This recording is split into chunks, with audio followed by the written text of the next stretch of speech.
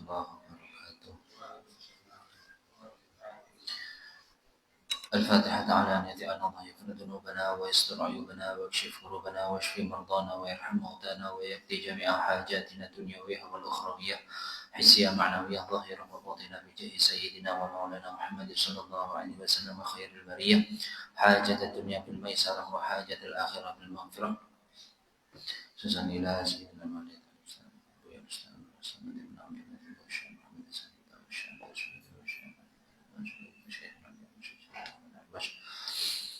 أن الله يعيد عليهم بركاته والسرور في الدين والدنيا والآخرة. الفاتحة. أعوذ بالله من الشيطان الرحمن الرحيم مالك يوم الدين صراط المستقيم صراط الذين أنعمت عليهم. الحمد لله رب العالمين والعاقبة للمتقين ولا عدوان إلا على الظالمين والصلاة والسلام على حبيب رب العالمين. اللهم صل على سيدنا محمد الفاتح لما أغلق والخاتم لما سبق ناصر الحق بالحق والهادي إلى صراطك المستقيم وعلى آله وصحبه حق قدره ومقداره العظيم. صلاة تفتح لنا بها أبواب الرضا والتيسير وتغلق عنا بها أبواب الشر والتعسير وتكون لنا بها وليا ونصير. أنت ولينا ومولانا فنعم المولى ونعم النصير. أما بعد, para jamaah Masjid Sirajul Muttaqin Sholat Maghrib yang mudah-mudahan kita semuanya senantiasa dirahmati dan diberkahi oleh Allah Subhanahu wa taala. Alhamdulillah, pada hari ini kita telah memasuki bulan Muharram tahun Hijriah 1447. Teriring harapan dan doa, mudah-mudahan apa yang kita lakukan dari segala yang Allah larang semoga dimaafkan oleh Allah Subhanahu wa taala di tahun kemarin, dan juga semoga di tahun ini kita dijadikan hamba Allah yang lebih baik daripada dari tahun kemarin 1446. Kemarin kita telah membaca doa akhir tahun. Akhir tahun setelah asar kita membaca doa akhir tahun. Allahumma ma'amiltu fi hadhihi sanah.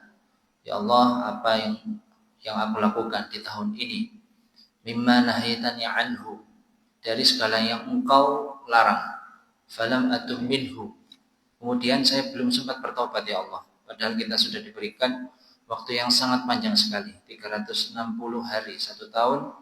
Tapi karena kita dibelenggu oleh hawa nafsu kita dalam hal duniawi, sehingga kita tidak sempat untuk bertobat dan insaf minta ampun kepada Allah Subhanahu wa taala. Falam atub minhu wa nasituhu wa lam tansahu.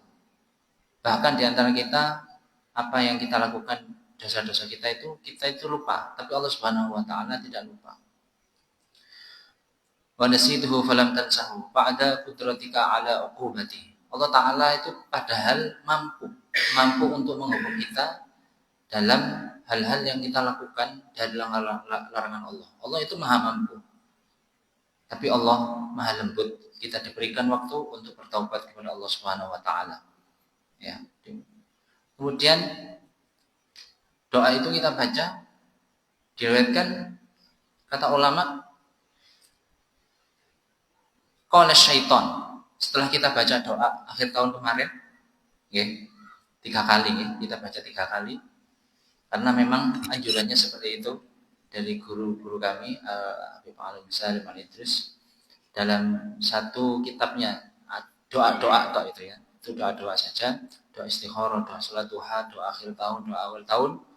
Beliau menyampaikan bahwa ketika kita membaca doa akhir tahun, qala syaitan, maka setan berkata, ta'idtuhu tulas sana, saya sudah bikin capek orang ini. Bikin capek apa? Sudah amal baik, kemudian amal buruk. Amal baik, kemudian saya sesatkan lagi. Ya, ta'idtuhu tulas sana. Ya, wa afsadani fi sa'atin wahidah. Dan orang ini yang membaca doa ini itu menghancurkan aku dalam sesaat saja. Padahal sudah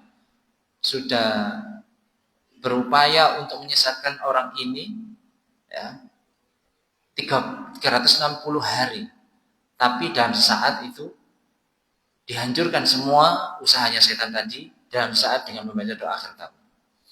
Kemudian setelah maghrib kita membaca doa Allahumma antal abadiyu hadza 'amun jadidun qad aqbal nas'aluka al-ismata fihi minasyaitan wa awliyaihi wa junudihi wal 'auna 'ala hadhihi nafs sampai akhir. Kita membaca doa itu, kita berharap kepada Allah Subhanahu wa taala kita agar dijaga dari setan, kemudian dari nafsu kita yang selalu menyesatkan kita dalam setiap saat untuk melakukan hal-hal yang tidak baik. Dan kita minta kepada Allah Subhanahu wa taala agar taufik yang Allah berikan kepada kita lebih besar daripada kesesatan yang diberikan oleh setan atau nafsu kita dalam sehari-hari yang kita lakukan. Kemudian di akhir tahun kita dianjurkan untuk menutupnya dengan amal soleh selain doa itu. Napa niku? Yaitu puasa.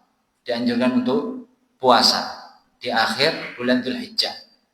Dari Sayyidah Hafsah disebutkan dalam kitab Kanzun Najah Wassurur. Syekh Abdul Quddus, ya, seorang muhaddis. Beliau menyebutkan bahwasanya Rasulullah SAW menyampaikan dalam satu riwayat, man shoma awwala akhira yaumin min Dzulhijjah, barang siapa yang melakukan puasa akhir Dzulhijjah wa awwala yaumin minal Muharram, kemudian di awal bulan Muharram, di hari pertama bulan Muharram yaitu hari Kamis kemarin, dan juga kita juga melakukan puasa kemarin hari Kamis, kemudian juga hari ini Jumat, kutiba lahu kafarah 50 sanah, maka dihapus dosanya selama 50 tahun. Wa shaumu yaumin minal Muharram ya'dilu 30 sanah, shauma 30 yauman. Dan puasa pada satu hari saja dari bulan Muharram, maka kita ditulis pahala seperti kita melakukan 30 hari di luar bulan Muharram. Makanya di bulan ini kita ada ladang pahala. Ada ladang pahala. Misal kita, di antara kita mungkin ada yang puasa Senin Kamis biasa, sudah terbiasa Senin Kamis. Ada yang terbiasa, mungkin ada yang juga puasa Daud. Itu niatnya bisa didobel. Niatnya bisa didobel. Senin, puasa Senin contohnya, puasa Senin. Senin sekaligus niatnya didobel dengan bulan Muharram, hari Muharram. Pahalanya 2. Puasa hari Senin dan juga dapat pahala Muharram. Kamis pun juga seperti itu. Niat puasa Kamis, kemudian juga niat Muharram.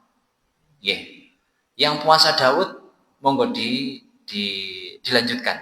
Kalau ada di antara kita yang melaksanakan puasa Daud, puasa tidak, Senin puasa, Selasa tidak, Rabu puasa, itu sekalian diniati puasa Muharram. Bisa nih. Satu amalan pahalanya double. Itu tidak diberikan kecuali kepada kita umatnya Kanjeng Nabi Muhammad SAW. Ya. Ashhurul Hurum, inna iddatas syuhuri indallahi 12 syahran yauma khalaqas samawati wal arda minha arba'atun hurum. Al-ashhurul hurum ada 4 ya. Ada 4 dan itu adalah bulan yang dimuliakan oleh Allah Subhanahu wa taala dengan dilipatkan gandanya kalau kita melakukan amal-amal soleh. Dan juga kalau kita melakukan dosa, kita juga dilipat gandanya dosanya oleh Allah Subhanahu wa taala. Di antaranya adalah bulan Muharram. Rajab, Dzulqa'dah, Dzulhijjah, Muharram sama Rajab. Dzulqa'dah, Dzulhijjah, Muharram niki 3 bulan yang berturut-turut sambung. Dzulqa'dah, Dzulhijjah, Muharram. Kemudian ada 1 bulan lagi tapi misah jauh. Apa niku bulan Rajab. Ya, Rajab, Syaban, Ramadan, Syawal, Dzulqa'dah, Dzulhijjah, kemudian Muharram. 4 bulan itu adalah 4 bulan yang dimulakan oleh Allah Subhanahu wa taala agar kita beramal soleh. Sekarang kita ada di bulan Muharram. Rasulullah SAW bersabda, afdhalus siyam ba'da Ramadan siyam syahrullahil Muharram. Ada 1 amalan puasa yang lebih afdal setelah di bulan Ramadan. Apa itu? Bulan kita melaksanakan puasa di bulan Muharram. Kenapa? 1 hari itu pahalanya seperti kita melakukan puasa 30 hari. 1 hari ini mungkin. Kalau 2 hari seperti kita melakukan 60 hari di luar bulan Muharram. 3 hari 90. Gitu terus sampai. Nah, kita bisa disiasati sama amalan puasa Senin Kamis. Oke. Kalau kita puasa, kalau kita melaksanakan puasa di bulan-bulan besar seperti ini, sekaligus kita melakukan puasa-puasa harian. Kita siasati amalnya sedikit satu, tapi pahalanya besar. Oke. Pahalanya besar. Seperti kemarin itu puasa puasa Arafah juga bertepatan dengan Arafah, kemudian bertepatan dengan Ayyamul Bid, kemudian bertepatan dengan hari Senin atau Kamis waktu itu. Kamis insya Allah kalau nggak Senin. Ya, itu kita niatnya Senin, puasa Arafah, plus puasa Ayyamul Bid. Ayyamul Bid itu apa? Kita disunahkan sebagai umat yang kajian Nabi Muhammad SAW, selain puasa Senin Kamis, itu puasa bulanan. Nah ini Siam Ayyamul Bid. Siam Ayyamul Bid niku tanggal pinten? Hijriyah nggih, sanes tanggal Januari Februari niku nggih. Niku tanggal pinten? Tanggal 13, 18, 11. Setiap bulan. Niku namanya Ayyamul Bid. Nggih, Ayyamul Bid.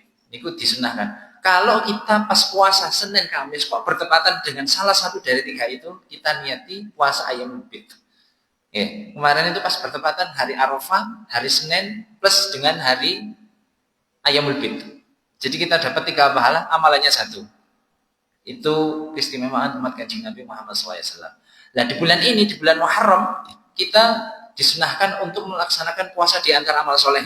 Selain semuanya amal-amal soleh, selain puasa juga banyak. Di antaranya adalah puasa. Puasa di bulan Muharram itu 1 hari kita melaksanakan puasa di bulan Muharram itu pahalanya seperti kita melakukan 30 hari di luar bulan Muharram. Itu di antara kemuliaan bulan Muharram. 1 hari. 1 hari. Yang puasa hari ini, bagi yang belum puasa hari ini, masih ada waktu 29 hari ke depan, bisa ditempatkan dengan hari Senin atau Kamis. Atau kalau yang puasa Daud bisa dibarengkan, niatnya 2. Puasa Senin Kamis plus sama puasa Muharram. Ya, lebih baik lagi diniati nirakati anak. Berarti double 3 itu tidak diberikan oleh Allah Subhanahu wa taala kecuali kepada kita umatnya Kanjeng Nabi Muhammad SAW. Ya. Dan dianjurkan kalau kita puasa di bulan Muharram, kita kalau misalnya pas bertepatan dengan hari Jumat, kita dahulukan atau kita barengkan hari Kamis atau hari Sabtu. Karena kalau Jumat sendirian itu makruh. Jadi kita disunahkan kalau pas bertepatan kita besok kepingin puasa, kok pas hari Jumat, maka hendaknya dibarengkan dengan Sabtu. Kalau misal mau puasa hajat, wonten sholat hajat, wonten puasa hajat. Wonten sholat hajat yang biasanya kita lakukan kemarin, itu sholat hajat. Bisa, pokoknya di malam hari. Kemudian ada puasa hajat. Puasa hajat niku 3 hari. Dinten napa? Rabu, Kamis, Jumat. Kalau bisa Rabu, Kamis, Jumat itu puasa hajat. Hajatin nopo? Monggo, nopo mawon. Hajat buat anak saya biar lulus ini. Biar diterima kerja begini. Atau mau ada hajat khusus, bisa kalau mau mengambil amalan puasa hajat 3 hari. Rabu, Kamis, Jumat plus diniati sama Muharram. Double. Kamisnya berarti tambah 3 berarti. Itu amalan di bulan Muharram ini. Mudah-mudahan kita semua diberi kesehatan istiqomah oleh Allah Subhanahu wa taala. Amin ya rabbal alamin. Bapak Ibu, kita kemarin di pertemuan yang lalu kita telah ngaji tentang mandi sunnah. Mandi Jumat, mandi Idul Fitri, Idul Adha, kemudian juga ada mandi untuk menghadiri perkumpulan yang baik, ada 13 kemarin. Kemudian sekarang kita memasuki bab baru, yaitu babun najasat. Babu an-najasat. Bab tentang najis-najis. Ta'rifun najasat. Kita baca di dalam kitab ini At-Taqriratus Sadidah fil Masaili al-Mufidah. Ta'rifun najasat. Pengertian najis. Najis itu apa? Okay. Lughatan secara bahasa. Jadi di setiap pembahasan di seluruh literatur Islam atau kitab itu pasti dibahas tentang secara bahasa dan secara syariat. Sinten mawon yang ngajar? Kitab napa mawon? Secara bahasa, secara syariat. Secara bahasa ini luas. Oke, kemudian dikhususkan oleh syar'i tadi tidak semuanya. Tidak semuanya. Contoh niki, lughatan. Secara bahasa niku napa artine? Kullu mustaqdzar, setiap yang menjijikkan. Nah, apakah semua yang menjijikkan itu najis? Apa yang semua menjijikkan itu najis? Kemudian dikhususkan dengan syar'an. Nah, secara syariat dikhususkan dengan syar'an. Laha ta'rifani. Ada dua pengertian. Yang pertama, ta'rifun bil haddi, ada ta'rifun bil addi. Kalau pengertian secara syar'i, secara had, itu adalah secara konsep. Rumus. Kalau yang kedua, al-ad, itu adalah dirinci secara spesifik. Nopo niku najis, darah dan lain sebagainya. Itu namanya ad. Yang pertama ini adalah ta'rifun bil haddi. Pengertian dengan satu kalimat atau satu rumusan. Napa niku? Kullu mustaqdzarin yamna'u sihhatas shalah. Setiap menjijikkan, setiap hal-hal yang menjijikkan. Nggih. Kemudian tadi kata-kata ini kullu mustaqdzar ada dalam lughatan. Tapi setelah dimasukkan di dalam syar'an, secara syariat, itu ada lanjutannya. Kullu mustaqdzarin yamna'u sihhatas shalah. Setiap yang menjijikkan, namun yamna'u, dia itu menghilangkan sihhatas shalah, kesahan salat. Keabsahan salat itu jadi hilang gara-gara ada yang najis. Ya, ilmu seperti ini ngapunten itu wajib dipelajari oleh semua umat Islam yang berakal, mukallaf, baligh, akil, apapun profesinya. Entah itu guru ya, atau anak yang balik ya, balik itu sudah wajib nih, bekerja di kantor atau presiden sekalipun, pejabat ya semuanya wajib selama dia sudah masuk Islam, sudah Islam, sudah muslim, tidak ada uzur baginya untuk tidak tahu hal-hal seperti ini karena ini adalah hal dasar dan sangat mudah untuk dipelajari. Kullu mustaqdzarin yamna'u sihhatas shalah. Setiap hal menjijikkan yang mencegah atau menghilangkan kesahan salat. Artinya kalau ada najis ini salatnya tidak sah. Haitsu la murakhis. Yang mana tidak ada hal yang dimakfu. Syarhu ta'rif. Syarhu at-ta'rif. Jadi nanti ada sesuatu najis, ada yang dimakfu. Makfu niku napa? Makfu niku najis tetap najis, tapi dimaafkan oleh Allah. Karena mungkin tidak banyak, hanya sedikit. Seperti darah. Kemudian syarh ta'rif.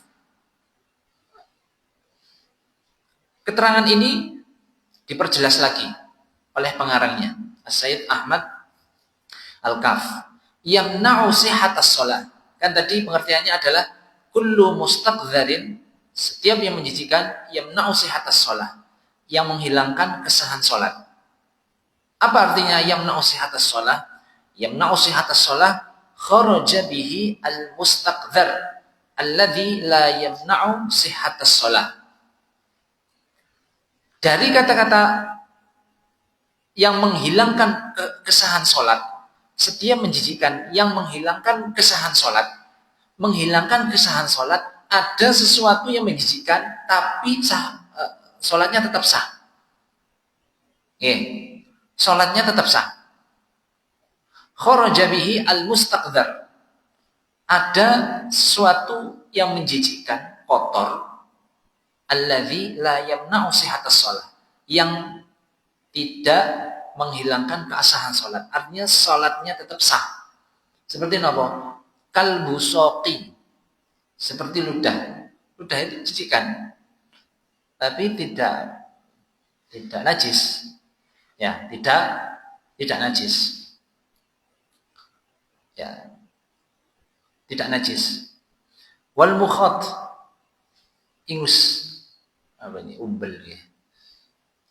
Misalnya kita waktu batuk, ya, kemudian tidak sengaja ada ini lendir yang mengenai salah satu bagian dari baju kita. Tidak najis, hanya menjijikkan aja. Perlu dibersihkan, bukan disucikan ya. Kalau kotor dibersihkan, kalau najis disucikan. Ya. Kadang itu ada orang yang mencampur adukan.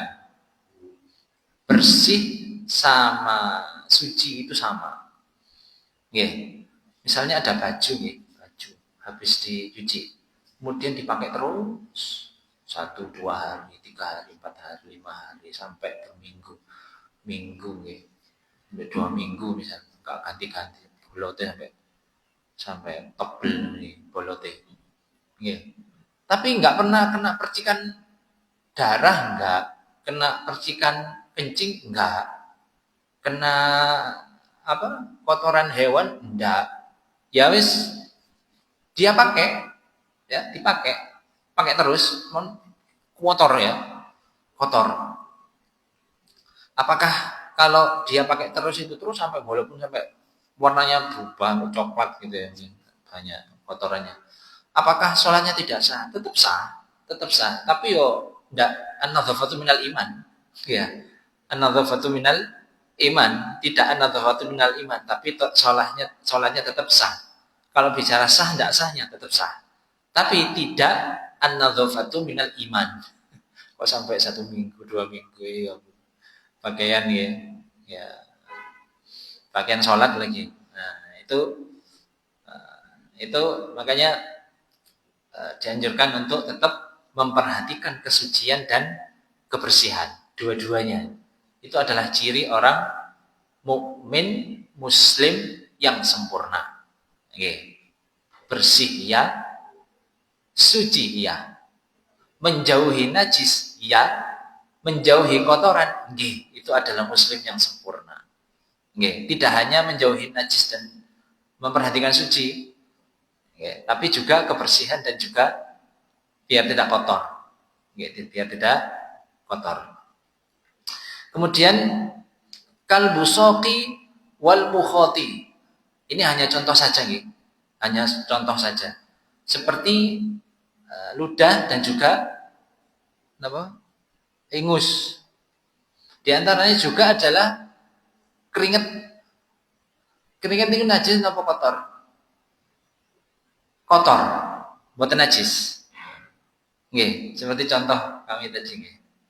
Itu buatan najis. Keringat itu buatan najis. Kecuali keringat yang campur dengan najis. Keringat yang campur dengan najis. Seperti kemarin kita waktu kurban, ada darah, kemudian kita sampai keringetan di sini. Ya ini ada darah, kita keringetan, ya keringetannya juga najis, karena campur dengan hal yang najis. Karena campur dengan najis, makanya najis. Ya keringetnya najis. Yang sebelah sini, enggak. Kenapa? Karena tidak bercampur dengan yang najis. Fala yusamma najasatan syar'an. Maka ini tidak dinamakan najis, tapi tetap mustaqdzar. Bukan najis, tapi tetap mustaqdzar. Ada catatan kecil ludah. ludah. Air liur. Air liurnya orang yang tidur. Okay. Air liurnya orang yang tidur. Air liur yang tidur, orang yang tidur.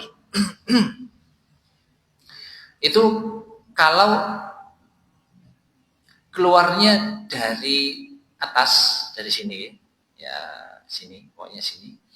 Kemudian tertidur gini, kemudian ngiler. Nah, itu ilernya tidak najis. Ada iler yang najis. Ada iler yang najis. Bagaimana iler yang najis? Ya, iler yang najis. Posisi tidur. Posisinya tidur. Tapi kepala itu lebih tinggi daripada perut. Kemudian dia buang air liur. Maka air liurnya itu menjijikkan, tapi nggak najis. Karena posisinya kepala itu di atas. Lebih tinggi daripada perut. Atau posisi kepala itu sejajar dengan perut. Oke, kemudian dia bikin peta gitu ya. Nah, kemudian itu tidak najis. Yang najis adalah ketika perutnya di atas lebih tinggi daripada kepalanya. Kepalanya lebih rendah. Maka air liurnya itu jelas itu dari perut. Ini dari perut diturunkan lewat kepalanya sini, kemudian dia keluar. Maka itu najis. Tapi kalau kepalanya sejajar atau kepalanya lebih tinggi, ya bantal, berarti bantal kan itu kepalanya lebih tinggi daripada perut. Itu tidak najis kalau dia liur sebanyak apapun. Sebanyak apapun itu tidak akan najis. Oke. Atau tadi kepalanya sejajar dengan perut. Kepalanya sejajar dengan perut, maka itu tidak najis. Katanya itu sehingga waktu kita belajar itu katanya kalau kepala itu lebih rendah daripada perut, itu katanya tidurnya lebih nyenyak. Wallah alam itu dari mana itu? Kalau kita posisi tidur, kepalanya itu lebih rendah dikit daripada perut, itu katanya lebih nyenyak. Ya, lebih nyenyak tidurnya. Wallah alam itu penemuan dari mana? Oke. Walhasil kalau ada orang yang keluar liurnya, kalau posisi kepala itu lebih tinggi atau sejajar daripada perut, kemudian dia keluar air liur, maka air liurnya tidak najis. Karena keluarnya pasti dari atas, bukan dari perut. Gak mungkin kan perutnya mengeluarkan terus naik gitu. Naik ke sini, enggak mungkin.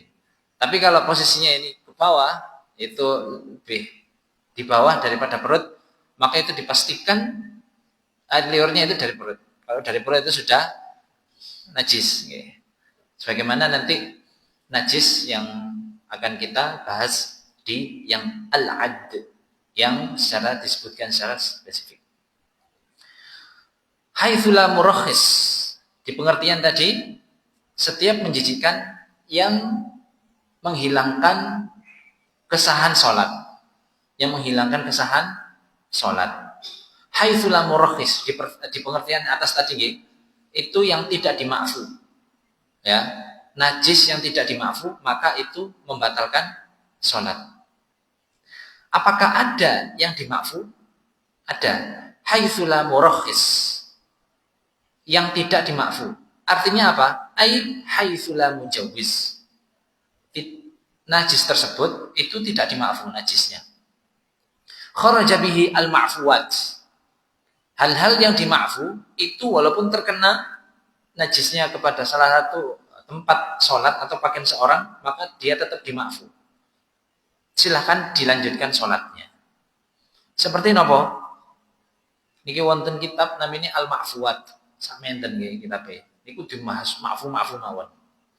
Ya, menawi dibahas nggih bab najasat mboten kelas niki. Sebagian mawon nggih. Kakoli lidam, seperti darah yang sedikit. Darah yang sedikit. Kan wonten nggih, mesti misal kita ada luka. Kemudian agak garing, bukan garing nggih. Agak garing, agak kering. Kemudian biasanya kalau kita diem itu kan tangan jari ini biasanya kan gatal gitu. Apa mulai ini apa? Kaki, dengkul, tangan nggak sengaja akhirnya ke gores, akhirnya keluar apa? keluar darahnya. Nah itu darahnya kan sedikit. Nggih, diusahakan segera untuk dibersihkan kalau di luar sholat. Nggih, di luar sholat, sebelum sholat dibersihkan dulu sampai bersih. Kalau perlu bawa tisu, ya, tisu. Kemudian dibersihkan dengan air biar tuntas bersihnya. Bersih plus suci. Nggih. Kemudian setelah itu sholat, kok masih keluar Mas Yan? Tapi sedikit. Kan najis, kan orang itu sholat tidak boleh bawa najis. Kalau bawa najis maka sholatnya tidak sah. Kalau kisahnya seperti ini berikut. Kalau kisahnya seperti ini dimaafkan. Tapi status dam atau darahnya tetap najis. Tidak berubah jadi suci, tidak. Sesuatu yang ma'fu itu adalah sesuatu yang dimaafkan. Cuma sedikit, oh tidak apa-apa. Gitu. Oke, tidak apa-apa. Kaqalilid dam. Seperti darah yang sedikit. Lah, sedikit niku patokannya pripun? Yeah. Salah satu ulama Ahlussunnah wal Jamaah, gurunya yang ngarang kitab ini. Yang ngarang kitab ini namanya As-Sayyid Ahmad Al-Kaf. Enggak ada guru yang menjadi referensi beliau mengarang kitab ini. Asmonipun As-Sayyid Zain bin Smith yang ada di Madinah. Beliau yang ngarang kitab ini itu pernah ngaji sama gurunya ini. Nah, beliau Habib Zain ini pernah menjelaskan qalilud dam, sedikit darah itu seperti apa? Kata beliau seperti nakat, seperti koin. Koin apa? Uang 1.000 yang koin itu. 1.000 koin. Ya, itu. Itu maksimal seperti itu. Berarti kan kecilnya. Iya. Kita ambil yang paling kecil. Kenapa? Karena kalau semakin membesar itu nanti khawatirnya tidak ma'fu nanti. 500 koin sama 1.000 koin itu lebih kecil 1.000 koin. Sama 100 koin. 100 itu loh. Kok masih ada ya? 100 koin itu. 100 koin sama 1.000 koin itu kan insya Allah nggak jauh ya. Tapi kalau 500 nggak kebesaran itu. Yang 500 koin itu yang warna itu abu itu kebesaran itu. Tapi kalau yang 1.000 atau 100 bukan yang 200 gitu. Karena 200 itu kayaknya lebih besar daripada 100. 100 lebih kecil atau sama gitu. 200 sama 100 koin itu sama gitu, sama kecilnya, sama 1.000 rupiah. Itu enggak apa-apa. Tapi kalau sudah banyak segini, wah itu udah nggak ma'fu itu, sudah tidak ma'fu, sudah najis itu, maka sholatnya batal, harus diulang dan dia harus ganti baju untuk mengulangi sholatnya. Kalau lebih dari itu besar, kan? Gimana kita bisa mengira-kira? Ya kita sendiri, ya kita kan udah tahu kalau patokan itu insya Allah gampang diingat. Ya 1.000 rupiah, tidak ada yang tidak tahu 1.000 rupiah. Itu kalau darah segitu itu tidak apa-apa. Tapi kalau sudah lebih dari itu besar, ya, itu sudah pernah teman kami itu dia itu tidak merasa kalau darahnya keluar pada saat sholat itu tidak merasa. Ya, tahunya itu di sini karena di bawah. Jadi dia tidak tahu di bagian sini. Dia itu tidak tahu. Tapi dia punya luka. Dia itu merasa kalau dia itu terluka. Ada borok gitu ya. Ya, di sini. Ya. Kemudian dia sholat. Setelah sholat sama teman kita yang di belakang, iku apa? Astagfirullahaladzim. Dilihat ternyata buahnya ini udah besar sini, sudah lebih dari 500 koin malah besar di sini. Akhirnya dia ganti ke kamar, ganti baju, dia ulangi sholat. Karena memang dia tidak tahu. Dan sebanyak itu najisnya. Itu sudah tidak ma'fu. Kenapa? Karena sudah banyak sekali. Ya, sudah banyak sekali. Campur juga ada nanahnya juga. Ya. Karena dia merasa kalau dia itu sholat, dia aman. Karena kemarin-kemarin tadi itu dia aman. Tapi sholat yang ini dia tidak aman. Mungkin dia gerakannya pas dia kesenggol atau pas apa gitu. Akhirnya dia darahnya banyak. Hanya diulangi sholatnya. Tapi kalau sedikit tadi seperti koin atau mungkin lebih kecil dari koin itu yang 1.000 itu, itu tidak apa-apa, malah lebih dimakfu, ya. Karena lebih sedikit. Apalagi yang ini kan kain kan biasanya kan double, ya. Kalau yang lengan ini biasanya double. Kalau misalnya ada luka di sini, hanya mengenai yang kain yang bawah, tidak mengenai yang kain yang atas. Nah, itu biasanya kan sedikit itu insya Allah dimakfu, karena hanya sedikit. Ya. Kakoli lidam, seperti darah yang sedikit. Wan najasah allati la yudrikuhat taraf, dan najis yang tidak bisa dijangkau oleh panca indera. Ya, seperti darahnya semut atau nyamuk, ya.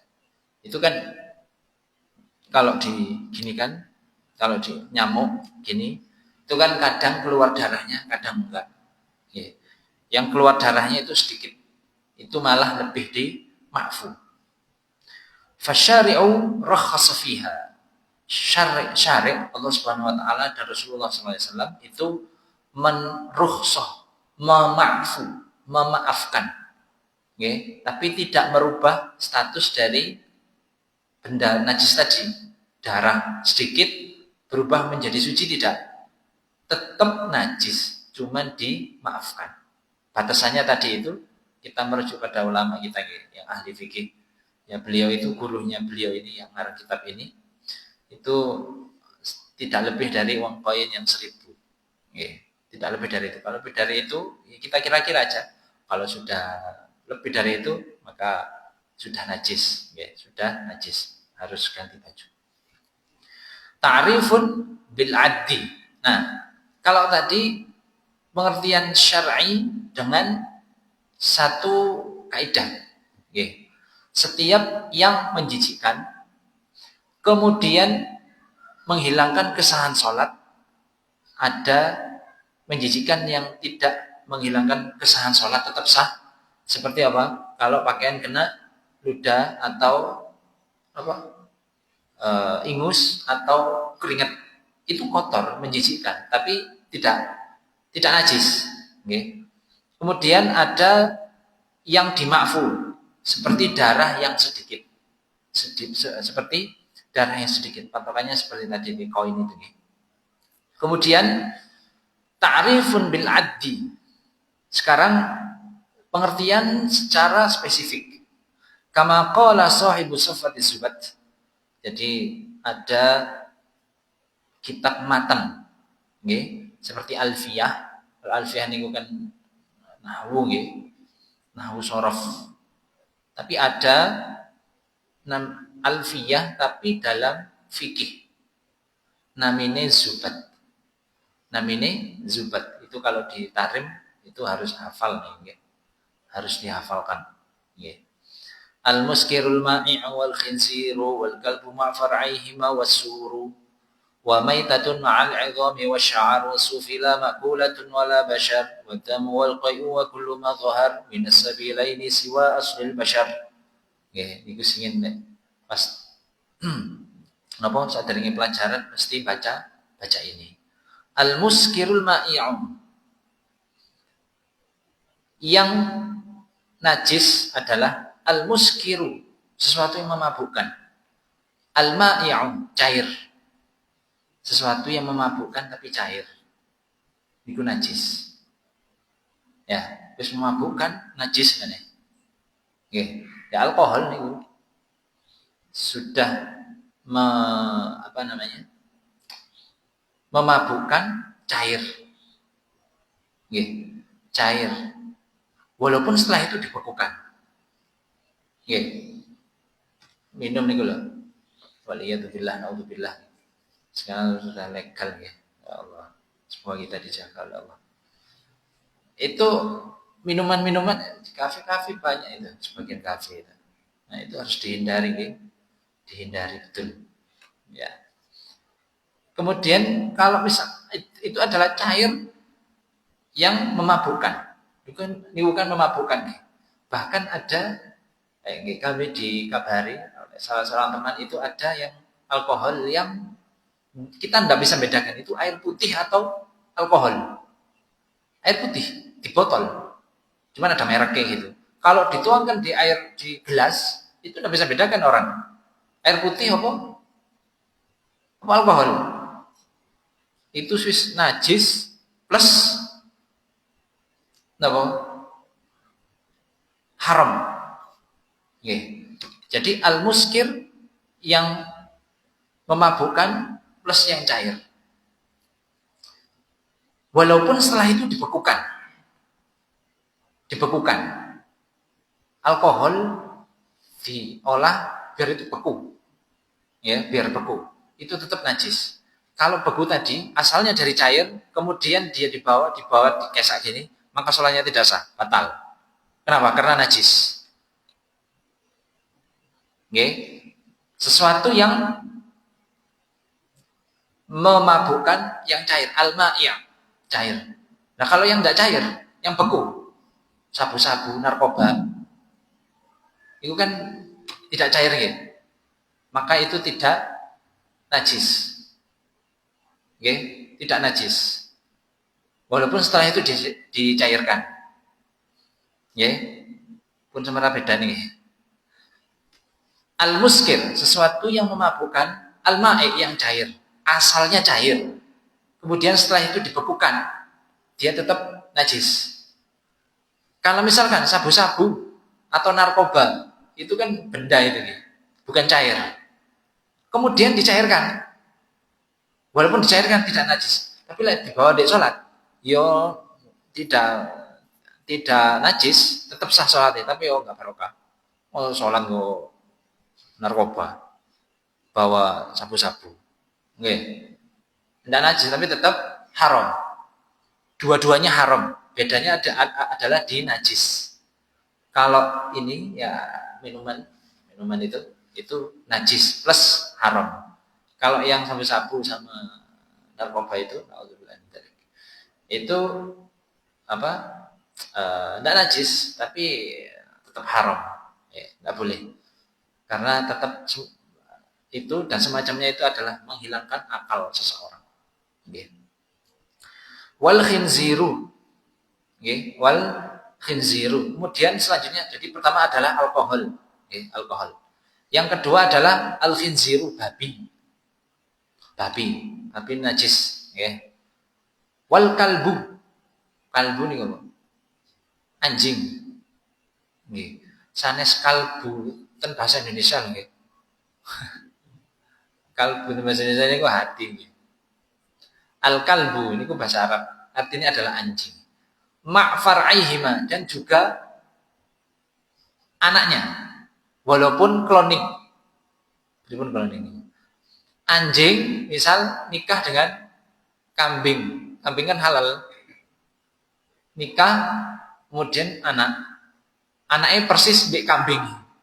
Walaupun persis mbek kambing tapi jodohe napa niki napa yang dijima niku adalah anjing. Maka anaknya pun najis. Apalagi anjing nikah sama anjing, dia tambah najisan mana? Anjing sama anjing. Atau babi nikah sama sapi. Misal melahirkan anak sapi najis. Kenapa? Karena orang tuanya ada yang babi. Apalagi babi sama babi. Apalagi babi sama anjing. Tambah najisan mana tambah? Tambah najisan mana? Nggih. Nah, niku najis. Nggih, al khinziru wal kalbu. Ya Allah. Malah nih kata sate babi ya Allah. Nggih. Sate babi. Kata nggih. Wasuru. Nggih. Jadi alkohol, anjing, babi dan juga anaknya. Walaupun nikahnya itu tidak sama-sama yang najis atau sama yang halal, yaitu tetap anaknya itu tetap najis.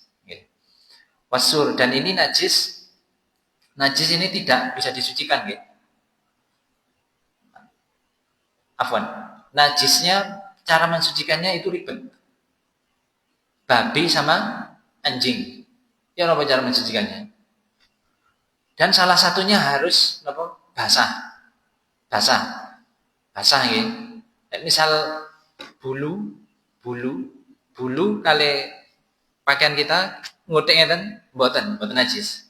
Kalau pakaian kita basah, kemudian diutik ini, ya najis. Oke. Misal ada orang yang habis menyembelih babi atau anjing, sembelih. Kemudian kulitnya dibuat karpet misalnya. Kulitnya dibuat karpet.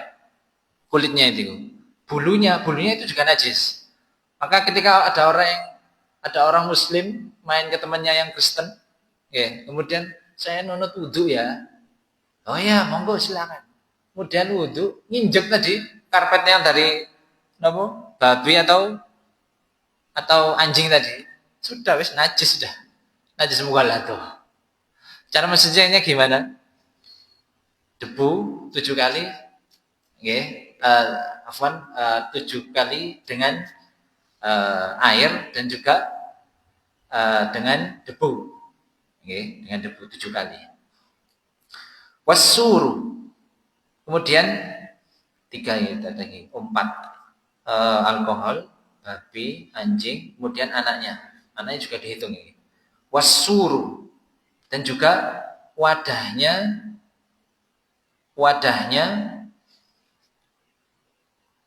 hewan yang dibuat untuk minum. Nggih. Wa baqiyatu syurbi fi famil hayawan min ma'in fa in tanajjasa fa huwa najis wa la yadhuru illa bi wulughi fi ma'in katsir. Kalau ada wadah, nggih, itu setelah dibuat makan atau minum oleh salah satu hewan, maka itu adalah najis. Okay. Wa maitatun 1 2 3 4 5 okay. Wa maitatun, dan juga bangkai. Maitatun niku bangkai. Bangkai niku napa? Hewan yang halal dimakan tapi disembelih dengan cara yang non syar'i. Non syar'i. Disembelih tapi enggak baca bismillah. Bismillah. Oke. Atau baca bismillah tapi yang digorok itu perutnya misalnya. Atau buntutnya. Itu berarti tidak syar'i. Itu jadi bangkai. Atau ada ayam ya, lari-lari, ada kendaraan didobrak mati. Bangkai sudah. Walaupun ayam itu boleh dimakan. Tapi kalau sudah matinya seperti itu sudah tidak halal karena tidak mati dengan cara syar'i.